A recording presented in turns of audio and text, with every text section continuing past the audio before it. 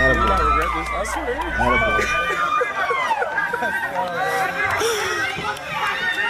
He told me if he goes to the Cowboys, he's playing nickel. So that's like head-to-head, like all games. So. Here, Indiana move. We from Indiana. We from Indiana move. I'm an Indiana move. Touchdown, I-N-D-Y. And he lost the ball. There's a fumble. Who's got it? The officials say the Colts do. Right seat win, baby. Lobs it way downfield, intercepted, coming forward and making the INT for the Colts in the back end. To see the Colts win Super Bowl. Hey, win on three. 1, 2, 3, win! Welcome to another episode of For the Culture Cast. I'm your host, Marcus Sniffles, and we're here to talk about the Colts. And we're going to talk about specifically Josh Downs being the potential number 2 wide receiver and another wide receiver that we could bring in to possibly supplement what Michael Pittman Jr. Brought to the team last season, and he is now a Pittsburgh Steeler. And we're going to talk about a potential curse, like another curse. But before we get started, make sure you guys like, comment, subscribe. We drop videos every Monday, 8 o'clock in the morning. Turn your notifications on so you don't miss any videos going forward. Every Monday, we're dropping videos. During the season, off season, doesn't matter. We're going to be here. So let's talk about Josh Downs' production and what's been going on throughout his tenure here in Indianapolis. He's going into his 4th season, and he came out of the gate really good as a rookie wide receiver. He broke the rookie receptions record for wide receivers. Tyler Warren broke it for all ball catchers last year, but for rookie wide receivers, Josh Downs had the record with 68 catches. He had 98 targets, 68 catches, 11 yards per catch, and 2 touchdowns. And then his second year happened, and this was his breakout season. Like, this was the year where we're just like, oh, did we just find, like, our Wes Welker? Did we find the best zone beater, man beater in the league? Like, did we just find this guy in the 3rd round? He had 107 targets, 72 catches, 11 yards per catch, and 5 touchdowns. And that was with a mix of Anthony Richardson and Joe Flacco. Like, Josh Downs was borderline, like, can he be a Pro Bowl wide receiver as a slot guy? He was that good his second year. And then last season happens where it's Daniel Jones, it's Riley Leonard, it's Phillip Rivers, and then I don't want to just put this all on the quarterbacks for why Josh Downs' production dipped a little bit. You also have to include the addition of Tyler Warren being drafted, where he got a lot of targets also. So Josh Downs' production in his 3rd year really, really dipped. 88 targets, career low. 58 catches, career low. 9 yards a catch, and 4 touchdowns. And what makes that a little bit more frustrating is if you look at his breakout season, year 2, with the 72 catches and 11 yards per catch with 5 touchdowns, he did that in 14 games. Last year, in 16 games, he produced less. He got way less targets, had way fewer catches, way less yards per catch. And I don't know if that's Shane Steichen moving away from Josh Downs because we got Tyler Warren, or maybe Jonathan Taylor becoming a top flight running back, or having his career year. And I don't understand it. Like, you watch the film of Josh Downs, he just gets open. He's going to get open. He's going to beat the man in front of him, and he's going to find the open hole in the zone. Like, that is his bread and butter. And if it's 3rd and 4, I trust them going to Josh Downs more than probably any wide receiver on the team. Like, obviously, Tyler Warren is out there, but as far as wide receiver goes, short distance passing downs, I'm looking at Josh Downs every time.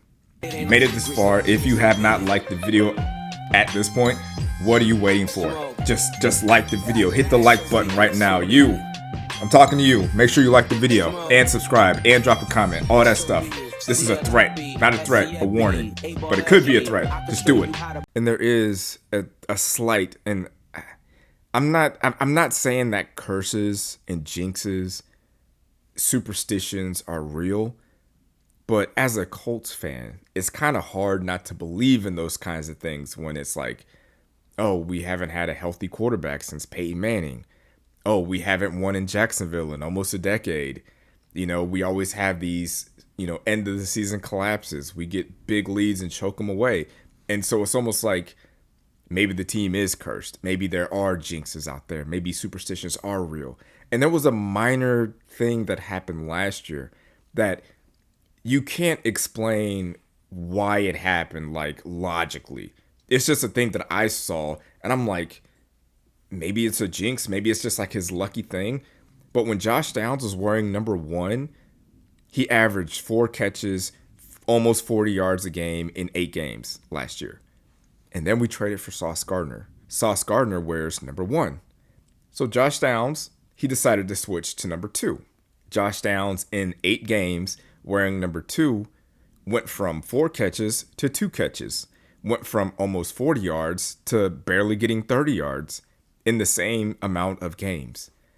Now, you can't look at that and say, you could probably look at those numbers and say, oh, well, that's probably because Daniel Jones got hurt. That's probably because, we had Phillip Rivers in there. There are some kind of legit things that changed at the same time Josh Downs changed his number.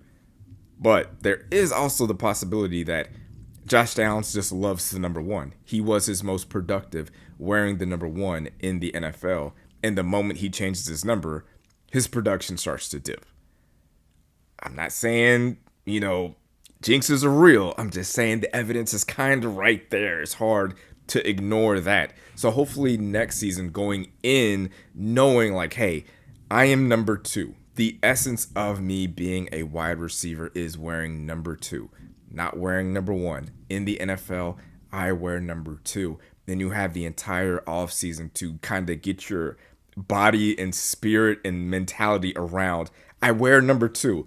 And does this sound crazy? Yes, I know it sounds crazy. It's crazy that something that simple could maybe cause Josh Downs to dip in production, but it's right there. The proof is in the pudding. I'm sorry. So when we look at the passing attempts for this team, let's say for the top 4 pass catchers like Tyler Warren, Michael Pittman, Alec Pierce, and Josh Downs from the 2025 season. And obviously this was mostly with Daniel Jones, but there were 3 games with Phillip Rivers and 1 game with Riley Leonard. Altogether, the top 4 guys got about 395 targets. Tyler Warren led the team with 112. Michael Pittman Jr. had 111. Josh Downs had 88. Alec Pierce had 84. Now, you got to assume that in 2026, Tyler Warren was a top 5 tight end. So you got to assume that he's going to get more targets. Michael Pittman Jr. left, so now we have a plethora of extra targets to go around. And Alec Pierce got paid like a wide receiver 1, so you expect him to get more targets going forward. So all in all, that's about 400 receptions that need to be divvied up between our top 4 guys. So for Josh Downs to reach his potential, he needs to get about 100 targets next season. I think if he gets 100 targets the same way he got his second year where he had 107, came down with 72 catches, I think the offense is going to be right where it wants to be. He'll go back to being an automatic first down whenever he catches the ball. So 100 targets for Josh Downs, and let's give Alec Pierce, say, 120, and Tyler Warren 125. And if we are able to do that offensively and have a full season of Daniel Jones and the offensive line be great as they were last year, and Jonathan Taylor still be a threat in the run game, we have about 55 targets still left over. Now, based on the reports out of OTAs, Ashton Dulin has been playing well. But let's say that you don't fully trust in Ashton Dulin to be that guy, to be a reliable wide receiver 3. Because I think offensively we're going to be in a lot of 12 personnel where you have Alec Pierce on one side, Josh Downs on the other side, Tyler Warren, and a mixture of Ogletree and Mo Alley Cox. Now, the reason, and we'll probably go into I probably should have did a separate video on this, but I think the offense will thrive a lot better in 12 personnel because you will have Alec Pierce on the outside. But if you want, you can kick Josh Downs into the slot, kick Tyler Warren out to the outside, and you still have blocking with Mo Alley Cox and Drew Ogletree staying in the pass block, and then you have Jonathan Taylor as the back in the backfield. And you can do a lot of mixtures of that. You can put maybe Alec Pierce, Josh Downs, and Tyler Warren on that side. You can put Tyler Warren in the backfield with Jonathan Taylor, Daniel Jones in the shotgun with Tyler Warren in the H-back position. Or like, there's a lot of multiple things that you can do on this offense if you just stick with the 12 personnel. But if you want to add a third wide receiver and you don't really trust what Ashton Dulin can bring, there is a great option that's still available out there in the free agent market. Obviously, Stephon Diggs is one of the names that people have brought up. Deebo Samuels is another wide receiver that the Colts have been linked to. But if I had to pick a guy, and if I'm like, hey, who do you want to bring in to be our wide receiver 3? No question, I'm going with Keenan Allen. 6'2", 210, played with the Chargers his entire career. Now, he's a little bit on the old side. He's 34 years old. But we're talking about a wide receiver that's going to be arguably 4th in the pecking order when it comes to targets. Like, Tyler Warren is going to be number 1. Alec Pierce is going to be number 2. Josh Downs will be number 3. If Keenan Allen is your 4th option in the passing game, now think about what he was able to produce last year at 33 years old. 122 targets, 81 catches, 777 yards, 4 touchdowns, 9.6 yards a catch. He was the number 1 receiver for the Chargers with those kinds of numbers. You know whose numbers those sound eerily similar to? Michael Pittman Jr. last season. We can just compare the two. Keenan Allen last year, 122 targets. Michael Pittman Jr., 111 targets. Keenan Allen, 81 catches. Michael Pittman Jr., 80 catches. Keenan Allen, 777 yards. Pitt, 784 yards. Allen, 4 touchdowns. Pitt, 7 touchdowns. Both had 9.6 to 9.8 yards per catch. And Keenan Allen would be a lot cheaper. He would probably get a 1-year, $15 million deal, something like that. And then you also have to consider that Keenan Allen in 2019 and in 2020 was a Pro Bowl wide receiver. Guess who his offensive coordinator was in Los Angeles? Shane Steichen. Now, I think this is a no-brainer. I think this is clearly a no-brainer. We have the cap space to bring in a potential wide receiver 1 to be our wide receiver 3 and be, target number 4. We could get Michael Pittman's production with a fraction of the cost. Keenan Allen is a big body possession receiver. He has great hands still. Those don't go away. And he is strong across the middle. All those things sound just like Michael Pittman Jr. from last year. I just looked on Sport Track, and Michael Pittman signed a 2-year, $35 million deal. So on average, he'll be making $17.5 million a year. We could get Keenan Allen for under $7 million.